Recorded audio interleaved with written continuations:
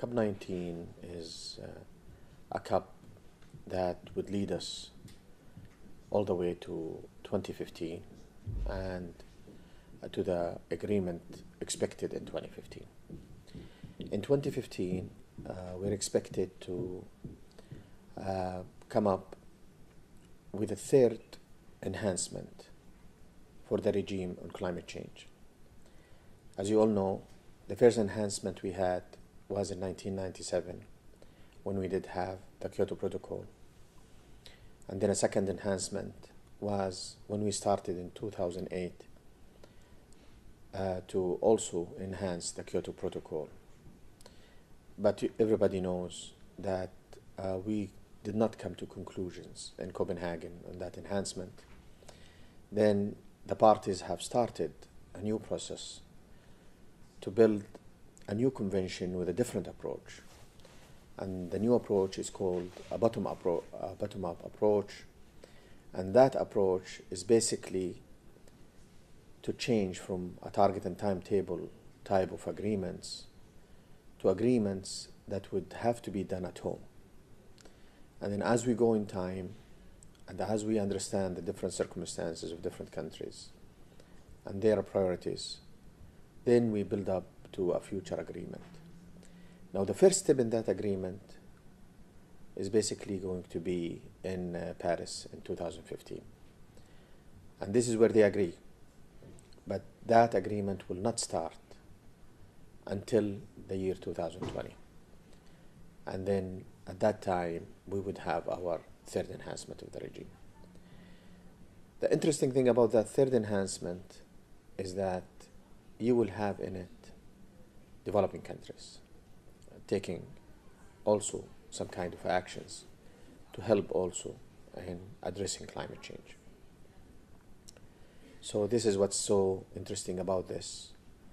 And to build for that, the road for that starts here in COP19.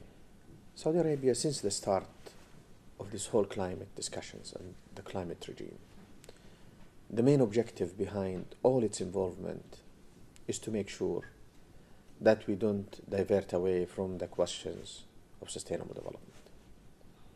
Sustainable development is a concept that we have all agreed on in 1992 in Rio.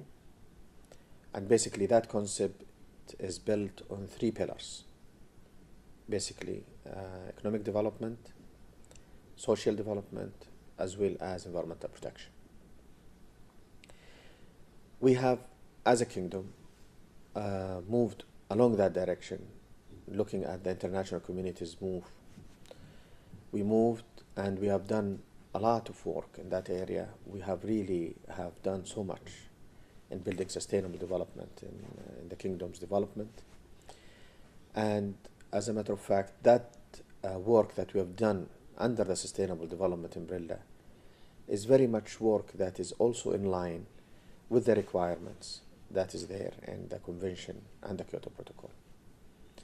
Even before we come to COP19, Saudi Arabia already took the strategic decision to look at its economic diversification, since the economy of the kingdom would be very much impacted by policies and measures that will be taken by climate change. So the kingdom, in the basis of that, have started before coming to this COP. In 2005, the kingdom became a partner in the carbon capture and storage. And then later on, we have also started a program on looking at the energy efficiency. A third area that we have looked at is carbon management. And all this has been programs or initiatives that have started way before coming here to COP19. So COP19 is nothing but for us to go back and reevaluate what we have and push further in these initiatives. The expectation that in COP19, parties would have to have an initiative or a decision that they need to go back home and do national consultations on how they want to move forward in the future agreement in 2015. If that decision is made in here in Warsaw, it means we have a lot of work at home. We really need to go back home.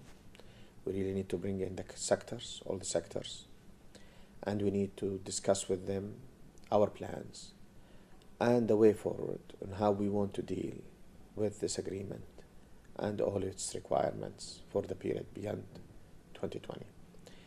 So we do have a lot of work, as a matter of fact, between now and Peru. And we want to make sure that that work is, number one, is contributing to the convention objectives and its work. But number two, is also in line with our priorities, our national circumstances, and as well as our programs that we have.